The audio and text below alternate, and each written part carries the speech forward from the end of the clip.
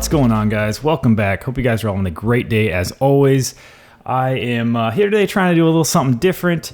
It's been wet. My family just went through COVID and just haven't had time to really get out and do the skating that I've wanted to do lately. So I figured, why not go to the backlogs of some of my skate videos and just pull out my first skate edit. I can't find a lot of the other later ones. This one I've put up on my channel a long time ago. Didn't get that much traction, which is totally fine, but I figured it'd be kind of fun to put it up again and just kind of walk through it with a bit of commentary by myself 20 years later. I believe this was like circa 2002. I think I was like 15 or 16 years old then. Yeah, it was just a great time. I'm just gonna roll this tape. The only thing is, I did change the audio so I wouldn't get copyright infringements on my video. It was Cypress Hill, rap superstar. Big fan of that song and, you know, the hip hop thing back in the day. Still am, but I felt like inline skating back in the day was a big underground kind of hip hop culture vibe. And you'll see that with the clothes I'm kind of wearing. So without further ado, let's get into my first ever aggressive inline skate edit. So first off, I just want to tell you, this is the Beaverton, Oregon skate park, now known as Tron. Not sure why it's called Tron nowadays, but that's what people know it as. This was one of the first B3 events. ESPN built this course for one of their competitions.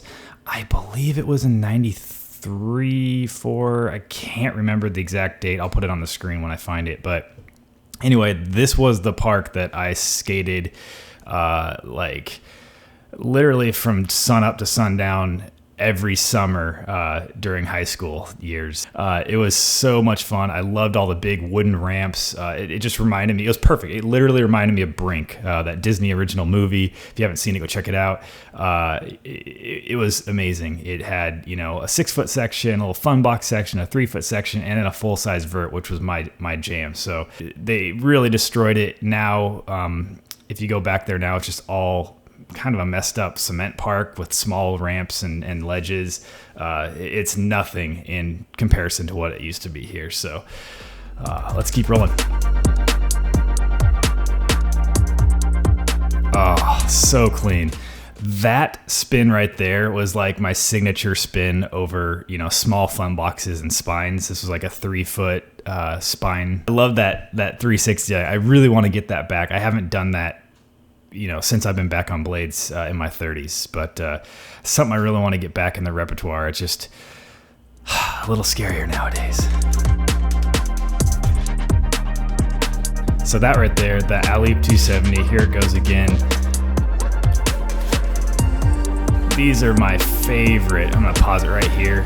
I mean, this right here was like my second go-to, is like find a hip and send an alley-oop 270 over it. I mean, the extension on that, I wish I had the grab on that in the video. I was doing the grab on that, just like a poked out mute, more like rocket air kind of thing.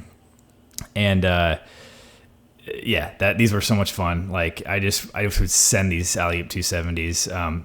There's one hip now that I kind of do it on over at the Hillsborough Park in some of my older videos, but I did about, I don't know, a year and a half ago, dislocate my shoulder doing a spin like this in a wooden park up at Wendell's on a hip. So kind of a little scared to be hitting spins like this on hips anymore, but man, I love them. Alley-oop on the 6-footer right here, little soul grind. And then a nice tweaked, I would call it like an abstract mute, or iron cross in skiing. I mean, that's where I kind of pulled it from back in the day here. I don't know if you can tell, but that's an old England sweater. I wore that thing religiously to school. I was so proud of that thing. Another thing you'll notice here before I go forward is look at those pants. Those are like extra large sweatpants. Large sweater. I mean, it's that hood style. My pants are always falling down. You can tell this is from the early 2000s. If you notice, I'm rolling my one of my favorite skates is the Salomon ST9s. I still have those skates. These are the ones that are black, and I have those carbon sole plates on them now. I did that carbon sole mod, and just so I could UFS them. Yeah, and they had the tongues in them and everything. You can't really tell with the low quality standard def video, but yeah, that was the setup. It was always this huge sweatpants and the puffy tongues and the Salomon ST9s. That's just where it was at. Oh, this spine. I love that spine. This is my favorite 6 foot with a spine section.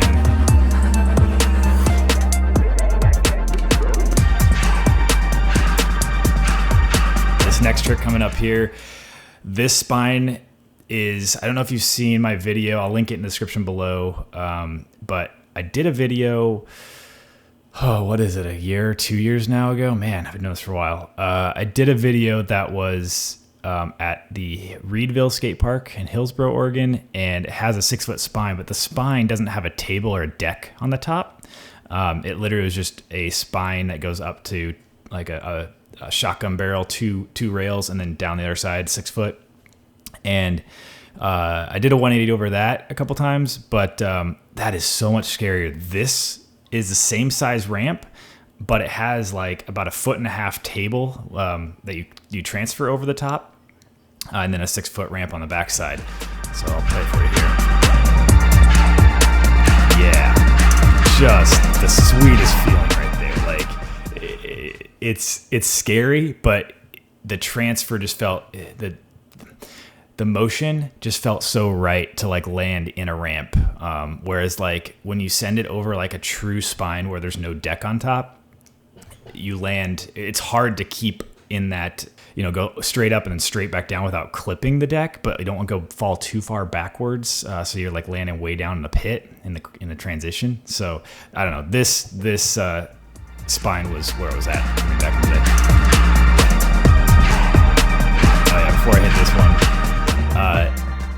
this rail, it's only like a foot and maybe a few inches tall, but it was so steep. And this is the first handrail, I'm air quoting here that you can't see, but this is the first handrail I've done. I wouldn't call it really a handrail, but back when I was 16, it felt like a pretty serious obstacle that I conquered. It took a lot of time for me just rolling up to it before I could jump onto it, just because it was so steep. It's a lot steeper than it looks in this video. A little Royale down that. Other angle. A little soul grind down it. The other thing about that at the end there, if you can see, you have to like literally split to the left or the right really quick, because they put the end of a ledge, like a square end of a ledge that you could just get destroyed on if you don't pull off of that thing to the left or right. All right, so before I jump into this, here is my baby. This is the reason I think I started inline skating in the first place. I don't know who it was. Maybe it was like Chris Edwards or somebody, but it was back in the 90s when I first saw some vert skating, and I was like, I got to pick up some inline skates because, at ski park on my skis, and I was doing some half pipe stuff. And so I was like, man, I just want to start inline skating in the summer to help my pipe skiing in the winter. But after I got some skates and then went to the top of this thing, this is a true 12 foot regulation vert for B3 for ESPN. It's beautiful. It is absolutely gorgeous. And I don't know if you ever stepped on the top of one of these things, looked over the edge of the coping, but your stomach kind of sinks. I mean, you get really freaked out. And it took me, I don't know, probably at least a couple dozen days walking up there each time I went to the skate park, just to be like, all right, today's the day. And then I like sat there for a while, and it's like, no. And I just walked away. It was just one day that I was just like, screw it, I'm going up, didn't even think, and just dropped it. And it was like I literally lost my stomach, and I was like, that was the coolest feeling ever. And from then on, it was like game on. Airing verts is a whole nother thing. It takes a lot of energy. So getting even that high right there, takes a lot of energy out of you. As you'll notice, I don't wear a helmet back then. I was very, wasn't too smart, but nobody wore helmets because it wasn't the cool thing back then. But that's it, guys. I hope you enjoyed that. It's just a short little edit. I was so proud of that edit way back in the day. I still am. I think there's some really solid tricks and stuff in there that even today I'd be proud of, some of those spins and alley-oop tricks and whatnot. And it's just so nice to like go back and reminisce on some of the stuff that you used to do and used to be around for you to skate, like that vert ramp. I don't know. Let me know in the comments below, guys, if you have any nostalgic memories that you just want to relive. I just think it's really fun to kind of go back and reminisce. Send me links if you have any of your past videos. I would love to see them. I think it's fun to see, skating back in the day. It's just such a different vibe than it is today. It's just a lot of fun. But as always, guys, if you like this video, you know what to do. Like, comment, subscribe, make sure you ring that bell so you miss any of these uploads. And until next time, guys, just keep rolling.